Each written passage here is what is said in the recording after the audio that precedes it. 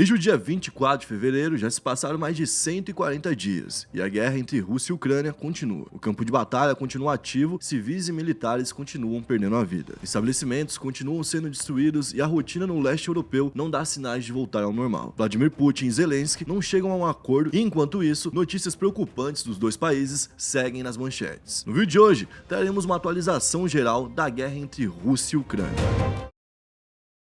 E aí pessoal, beleza? Meu nome é Bruno Fabio, esse daqui é o Planeta Novo e se você ainda não é um inscrito do canal, vai se inscrever agora e deixar o seu like pra ajudar a gente. No vídeo de hoje, vamos falar do conflito entre Rússia e Ucrânia, mais uma vez, e dessa vez atualizando vocês o que vem acontecendo por lá. Faz um tempo já que a gente não fala, acho que quase 2 meses aí, Sim. Já são 60 dias sem falar sobre, certo? Hoje eu tenho aqui a presença inenarrável de Digo Blackson e é ele quem vai me dar a meta de likes pro vídeo de hoje. Porra, eu fiquei agora emocionado. Inenarrável, meu. Inenarrável. Mas a meta de like hoje eu quero 19.736 likes. 19.736 likes e eu tô ouvindo muita rádio, por isso que eu tô com esses tique agora de falar assim, de, sei lá. Pode crer. Não sei, é da hora, tipo, inenarrável. Massa. Vamos começar falando de um dos principais pontos, que é o número de vítimas que a guerra já resultou. Isso em 5 meses de conflito, claro que não vai ser um número baixo, vai ser um número alto. Só que aqui a gente já começa com o que é a guerra, né? Não sei se vocês vão lembrar, mas no primeiro dia a gente falou isso. Na guerra, a primeira a morrer é a verdade. Tem uma frase que fala sobre isso, né? Essa frase esclarece o que está acontecendo por agora. A gente não tem como dizer um número de vítimas para vocês certo. Ó, aconteceu esse número de atentados, esse número de ataques e aqui morreram um tanto de pessoas. Porque a própria execução, a própria morte de pessoas é utilizada como propaganda política dentro da guerra, pro próprio povo, entendeu? Então, a Ucrânia vai assumir muito menos baixas do que realmente é. Por quê? Lógico. Porque eles querem mostrar que a Ucrânia tá indo bem na guerra, certo? A Rússia vai fazer o mesmo. E é assim em toda a guerra. Certo? Tanto que se você pesquisar agora, número de vítimas da Segunda Guerra Mundial tem uma estimativa de 50 milhões a 100 milhões de pessoas. Então a gente tá falando de uma estimativa que pode tá errando aí em 50 milhões. Imagina. Então a estimativa que a gente vai trazer aqui pra vocês agora são de órgãos que tentam apurar durante guerra. Nos tempos de hoje é mais fácil do que naquela época, mas que de alguma forma vão ali se certificando de algumas mortes, já que eles não conseguem todas, algumas eles oficializam com nome, sobrenome, CPF, como que aconteceu, em que local e tudo mais. E a gente vai então trazer pra vocês esses números, mesmo que sejam confusos, certo? Bom, uma forma de termos noção é através dos dados da ACLED, que conta episódios de violência pelo mundo e deixa essa contagem ser confirmada pela imprensa local e por organizações que são parceiras, como por exemplo a Cruz Vermelha, que atua diretamente com isso, né? No total, a ACLED registrou ali mais de 10 mil vítimas, ou seja, 10 mil vítimas com nome, sobrenome, CPF, local de morte, causa, tudo mais, certinho. O maior número de falecimentos acontecendo em Mariupol, Kharkiv e Bilarorica, que é uma cidade também que antes não tinha aparecido aqui no canal ainda, certo? E quanto desses aqui são civis, ou seja, pessoas que não tinham nada a ver com a guerra, que estavam por ali tentando fugir dela, inclusive, né? A ACLED já registrou ali até o início de junho cerca de 3.600 civis que perderam a vida na guerra. Só que a ONU, até o final do mês de junho, né, em 30 dias, registrou ali que esse número subiu para 4.700 vítimas, ou seja, 1.100 vítimas num período de 30 dias. A gente já começa a imaginar como que é o passo a passo, então, dessa guerra, né? Mas tanto a ONU quanto a ACLED, as duas organizações ali, né, deixam bem claro que esses números são muito mais baixos do que os reais, porque existem mais pessoas que eles não conseguem confirmar a morte do que pessoas que eles conseguem, né? Você deve se perguntar também quantos soldados já faleceram, já que a gente falou lá no início, antes de começar a guerra, por exemplo, que a Rússia estava treinando ali com mais de 100 mil pessoas do lado da fronteira com a Ucrânia. Então foi ali um embate de grande proporção, né? E esse número é ainda mais difícil de assumir. É um número mais complicado, porque igual a gente falou, é utilizado como propaganda política. Quem tá ganhando a guerra? Depende do número que você fala. E tem também aquela outra famosa frase, né? A história é contada pelos vencedores. Então, quem tava ganhando a guerra? A gente vai saber quando um dos dois lados vencer. Bom, mas esses números agora de mortes ali de oficiais, a gente vai tentar também erguer pra vocês através de órgãos confiáveis. Segundo o assessor ucraniano, cerca de 100 a 200 soldados estão perdendo a vida todos os dias na região de Donbass, que é uma região que continua ativa na guerra. Vai lembrar que é a mesma região que já teve ali guerras durante o ano de 2014, por exemplo. Então é uma região que já tem um histórico grande de conflito e que tem uma população muito mais politizada em torno desse conflito, entendeu? E a Rússia disse ter vitimado cerca de 23 mil soldados ucranianos até abril. A contagem mais recente de baixas militares da Rússia pelo próprio país foi feita em 25 de março, onde eles falam que 1.351 soldados deles teriam falecido até aquela época. Faz muito tempo já, esse número tá muito longe do que é o de hoje, né? Mas também a gente tem uma noção de que é um número mentiroso, porque grande parte das baixas foi logo ali no início, em fevereiro e março. Então, mesmo em março, eles já teriam perdido mais soldados. Enquanto isso, o governo do Reino Unido fez uma estimativa que 15 mil soldados russos tinham falecido até abril. Então, não teria ali no período de 30 dias, por exemplo, aumentado em 14 mil o número de vítimas. E a Ucrânia alega que cerca de 35 mil soldados russos faleceram até o final do mês passado, no mês de junho. Ou seja, é um número muito grande para ter crescido tanto assim pelo registro oficial russo. E a gente fica sempre com aquela, pô, parece ser um número mais verdadeiro, pelo conflito que a gente tá vendo aí, né? A gente não sabe exatamente o número, então, mas a gente tem um número de 4.010 óbitos que foram confirmados pela BBC da Rússia, onde eles registram com nome, sobrenome, CPF e tudo que a gente falou aqui. Desses 685 eram oficiais, ou seja, só uma parte ali realmente trabalhava com isso diariamente, e 4 eram generais, eram de grande patente. O resto eram de patentes inferiores, como cabos e sargentos. Nessa guerra, recentemente, quem entrou para tomar protagonismo também foi a Coreia do Norte, que veio a público reconhecer Luhansk e Donetsk. Não sei se vocês lembram, mas essas duas regiões pediram para se separar da Ucrânia e pediram para ser países independentes, porque eles eram mais ligados à Rússia do que à própria Ucrânia. Então a Rússia foi a primeira a aceitar, né, a falar, não, realmente esses locais agora são países. A Bielorrússia fez o mesmo. A Síria já tinha dado esse aval em junho, também reconhecendo os locais como independentes. E agora a Coreia do Norte também faz o mesmo. Diante disso, a Ucrânia expressou seu descontentamento com o país da Coreia do Norte, afirmando condenar fortemente a decisão norte-coreana. Em comunicado, eles falaram o seguinte: consideramos essa decisão como uma tentativa de Pyongyang, que é a capital da Coreia do Norte, de minar a soberania e a integridade territorial da Ucrânia, uma violação grosseira da Constituição do país, da Carta da ONU e das normas e princípios fundamentais do direito internacional. E isso não ficou só com essa declaração, que fala que a Coreia do Norte está descumprindo tudo que é possível, né? Eles também anunciaram o rompimento de qualquer relação diplomática com o país. Bom, e no meio disso tudo, quais foram os últimos grandes ataques da guerra? O que mais chamou a atenção recentemente foi no final de junho, quando mísseis russos atingiram um shopping em Kremtyk, cidade ucraniana, e não era um shopping ou local qualquer. Por quê? Porque era um local que estava cheio de civis e estava em funcionamento. Tinham mais de 1.000 pessoas lá dentro no momento do ataque, né?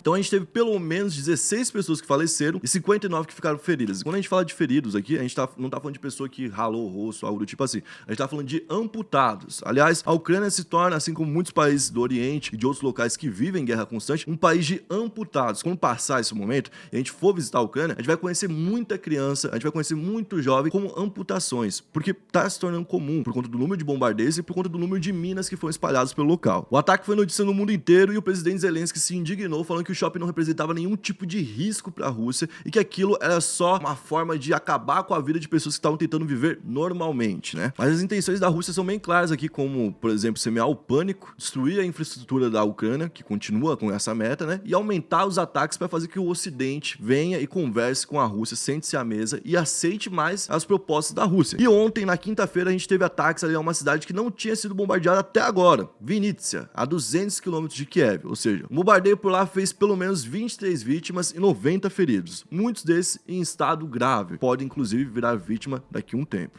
A Ucrânia, de outro lado, contra-ataca, atacando locais que antes pertenciam a ela, né, e que agora são de domínio russo. Como, por exemplo, na segunda-feira, onde a gente teve um bombardeio na região de Kherson, que agora está dominado pela Rússia. Esse bombardeio fez pelo menos 7 vítimas e cerca de 60 feridos. Autoridades russas falam que dezenas de casas foram atingidas e que precisaram salvar as pessoas no meio dos escombros, chamando a tragédia de algo terrível. Já a Ucrânia diz que atacou alvos militares, conseguindo a baixa de 52 militares russos e um depósito de munição destruído. Então você vê como não tem nada a ver uma declaração com a outra. Como é difícil, porque isso aqui a gente não tá falando de uma declaração, gente, não é um soldado que para dar uma entrevista pra um repórter aleatoriamente, é o cara que vem pra representar a Rússia, ele vem e fala, olha, a gente teve não sei quantas baixas de moradores, a gente teve várias casas destruídas, a gente teve que salvar a galera no meio dos escombros. Do outro lado a gente tem um cara oficial da Ucrânia que fala, não, a gente atacou só local militar, conseguimos derrubar 52 militares, inclusive um depósito de munição. Olha o quanto que é diferente uma informação da outra, entendeu? Por isso que, tipo, não é incompetência de um jornalista, a gente tá falando da BBC, que tá trabalhando lá, The Guardian, a gente tá falando do The New York Times.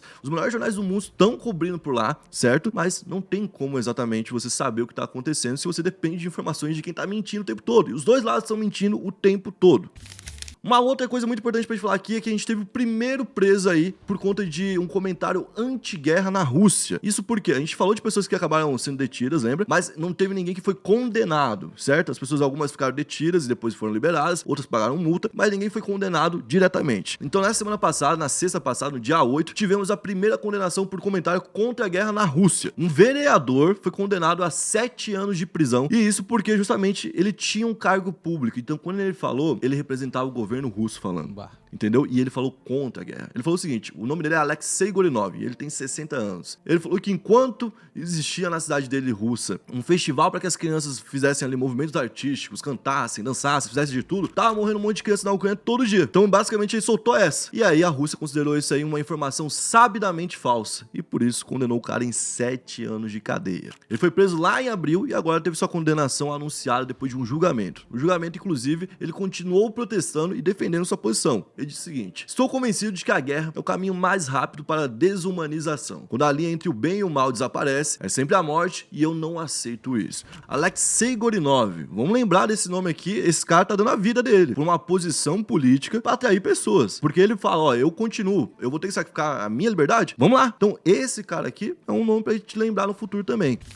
E agora uma última preocupação que a gente vai trazer para vocês. Como reconstruir a Ucrânia? Como fazer o país voltar a ser o que era, né? Inclusive, estava perto aí de entrar na União Europeia, era um país que estava em desenvolvimento regular, né? As consequências da guerra para a Ucrânia são gigantescas e o país já estimou ali um prejuízo de danos diretos de 100 bilhões de dólares. Além de um prejuízo de não faturamento, né, durante esse tempo todo, porque eles ficaram parados, de 600 bilhões de dólares. 600 Somados, bilhões? a gente tá falando de 700 bilhões, mais ou menos aí o quê? Uns trilhões e meio de reais. Nossa, mano. A gente tá falando de realmente muita grana que vai ter que ser levantada para reconstruir ali a economia local, né? O Banco Europeu de Investimento, por exemplo, deve aí propor uma criação de um novo fundo para a Ucrânia, que pode chegar a 100 bilhões de euros, que já ia ajudar bastante, né? O Reino Unido deve ser um dos aliados mais próximos da Ucrânia e reconstruir boa parte do país. Então, a Ucrânia, ela tá começando a fechar sua reconstrução baseada em aliados que são inimigos da Rússia. Inimigos declarados da Rússia há um bom tempo. Então, a gente não vê nenhum norte aqui para que a guerra pare, né? Inclusive, em 2023 deve acontecer lá em Londres a Conferência de Recuperação da Ucrânia, é esse o nome.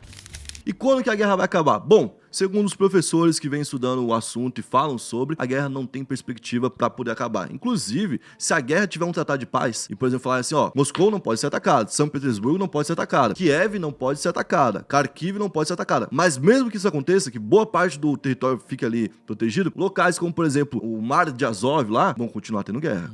Donbass, provavelmente vai continuar em guerra. Regiões Luhansk, isoladas. Donetsk, que são locais que estão fervendo agora, vão continuar tendo conflito. Essa é a previsão, né? E inclusive quem falou sobre isso foi o próprio Vladimir Putin. Ele falou o seguinte, ele falou que os países ocidentais podem até tentar vencer a Rússia no campo de batalha, mas que isso representará uma tragédia para a Ucrânia. Ele disse que não rejeita manter ali as negociações de paz, mas que aqueles que as rejeitam devem saber que será mais difícil chegar a um acordo, acusando o Ocidente de se posicionar contra essa tal paz, né? E inclusive ele disse o seguinte, que é uma frase até boa pra gente encerrar o vídeo, pra vocês verem até onde que o conflito deve ir, né? Já escutamos várias vezes que o Ocidente quer nos combater até o último ucraniano. Olha só, até o último ucraniano. Isso é uma tragédia para o povo da Ucrânia, mas parece que tudo caminha para isso. Então, aqui vocês veem que realmente, talvez a Ucrânia vire ali como Cuba virou entre Estados Unidos e Rússia, né? Enquanto a Ucrânia vai virar realmente uma base, uma estação de guerra entre o Ocidente e o Oriente. Vai lembrar que a Rússia tem uma fronteira enorme e um aliado enorme chamado China, certo? Então, a Rússia nesse momento vai ter um apoio de um grande player, que inclusive hoje é a maior economia do mundo. Então, se a Rússia tem sanções para receber do mundo todo, a China não tem. E a China pode fazer o caminho para a Rússia. Então, no final do ano, a gente pode ter um aumento da guerra novamente e a gente pode ter essa guerra se expandindo e ficando aí por anos, né? Bom, esse foi o vídeo de hoje, espero que vocês tenham gostado. Se você ficou com alguma dúvida, comenta aqui embaixo pra gente pegar essa sua dúvida e fazer algum vídeo aí esclarecendo dúvidas sobre a guerra e tudo mais, que vai ser, eu acho, muito legal. Bom, tamo junto, até a próxima, valeu, é nóis.